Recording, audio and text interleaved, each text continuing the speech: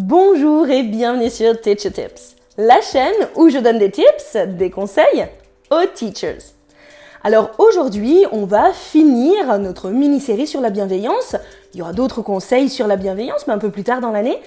Et on va finir par la table de la paix. Je vais vous expliquer qu'est-ce que c'est ce concept, une table de la paix. Je vous explique ça tout de suite. Une teacher, des tips, des tips. Et n'oubliez pas de vous abonner, de partager et de liker. Entrons dans le vif du sujet. Qu'est-ce que la table de la paix? Alors la table de la paix, c'est un concept qui nous vient d'Italie de Maria Montessori, très célèbre pédagogue. Vous ne pouvez pas ne pas connaître les célèbres écoles Montessori, même si vous ne savez pas exactement ce qui se cache derrière, mais en tout cas c'est un nom qui ne vous est pas inconnu.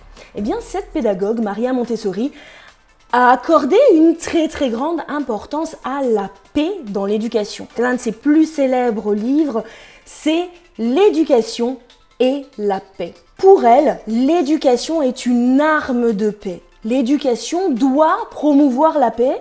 Pour elle, la politique s'occupe de la guerre si l'éducation a échoué à promouvoir la paix. C'est un message qui est plutôt positif et qu'elle a essayé de renforcer tout au long de sa carrière. Je vais vous parler d'un aspect bien particulier de sa pédagogie, la table de la paix. Je vais vous présenter ce que c'est et vous expliquer à quoi ça sert. La table de la paix, c'est comme son nom l'indique, une table où on va promouvoir la paix, où on va faire la paix. Vous, dans votre classe, vous allez avoir un coin plutôt calme où vous allez installer une table avec une chaise ou deux, ou des coussins autour. Il peut s'agir d'une table basse. Et sur cette table, vous allez installer des objets qui vont apaiser l'enfant. Donc vous pouvez par exemple avoir des petits jouets, des petites peluches. Vous allez pouvoir avoir par exemple des balles déstressantes. Vous allez pouvoir avoir par exemple des petites fontaines. Vous allez peut-être avoir des choses qui sentent bon. Plein de petits objets comme ça qui vont servir à l'enfant pour qu'il puisse s'apaiser quand il est un petit peu troublé. Cette table de la paix, vous allez pouvoir également la garnir avec des objets apportés par les enfants. S'ils ont quelque chose qui leur permet de se calmer, vous pouvez avoir ça. Vous allez pouvoir mettre des dessins d'enfants également pour décorer autour de la table de la paix par exemple. Et puis, cette table va être le lieu où moi, enfant qui suis un petit peu sensible ou qui suis un petit peu énervé aujourd'hui, ou il s'est passé quelque chose en classe ou en cours de récréation, je vais aller vers cette table de la paix pour m'apaiser. L'enfant va pouvoir s'apaiser seul, mais il va pouvoir également utiliser la table de la paix pour régler des conflits. Alors bien évidemment, au début de l'année, vous allez être garante de l'utilisation de cette table de la paix. Oh dis donc Jean-Michel, je te vois un petit peu énervé, je te vois un petit peu contrarié. Est-ce que tu veux essayer d'aller te calmer un petit peu à la table de la paix? Tu veux jouer un petit peu avec les jouets? L'enfant va aller jouer, va aller se calmer à la table de la paix. Et ensuite, et c'est très important, toutes les tables de la paix ne l'ont pas, mais normalement sur la table de la paix, il y a une petite clochette que Jean-Michel va pouvoir secouer pour vous informer qu'ils se sont plus calmes, ils se sont plus apaisés et il va revenir dans le groupe classe avec les autres. La table de la paix peut également, comme je le disais, être utilisée pour résoudre des conflits. Jean-Michel a eu un problème avec Janine, par exemple, qui l'a embêté pendant la récréation.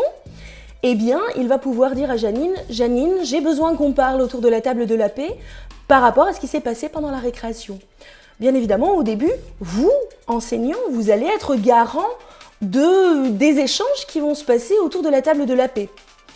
Donc, Jean-Michel, tu voulais parler à Janine, essaie de nous expliquer pourquoi. Qu'est-ce qui s'est passé exactement selon toi pendant la récréation? Qu'est-ce qui a fait que tu voulais parler autour de la table de la paix? Et comment tu te sens? Janine, qu'est-ce que tu en dis? Qu'est-ce qui s'est passé selon toi? Et comment tu te sens toi? Est-ce que tu comprends ce que Jean-Michel peut ressentir? Est-ce que tu comprends que quand tu as dit à Jean-Michel t'es bête, eh bien, il a pu ressentir une grande tristesse et qu'il a eu envie de pleurer. Alors le but, bien sûr, même si au début vous allez faciliter les échanges, ça va être peu à peu de se retirer pour que les élèves gagnent en autonomie et qu'ils puissent ensemble se diriger vers la table de la paix quand ils en ont besoin.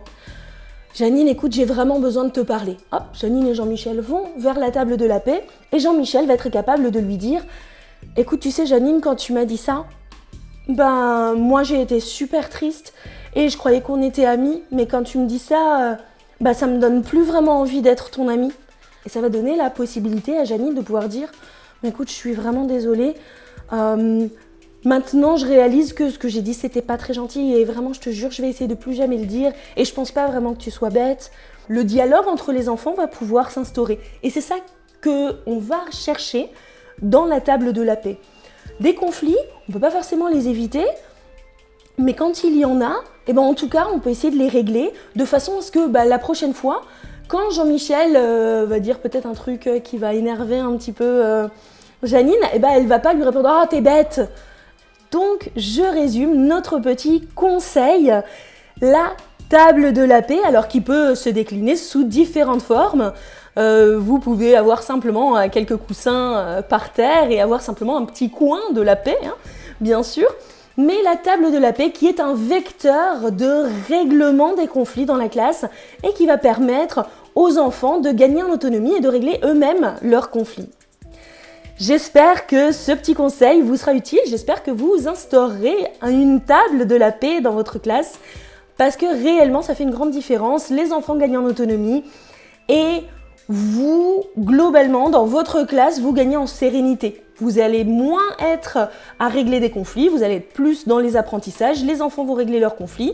Quand le conflit est réglé, on sonne la petite cloche et on revient s'asseoir. On est tout de suite beaucoup plus disposé à travailler, donc c'est pas une perte de temps. L'enfant qui va revenir travailler va être beaucoup plus disponible pour les apprentissages. Et donc vous avez tout gagné. Donc mettez en place ce conseil pour être demain un meilleur enseignant qu'hier. Et retrouvez-moi aussi pour des formations sur mon site r-learning.org dans la rubrique Teachers, enseignants, formation en français.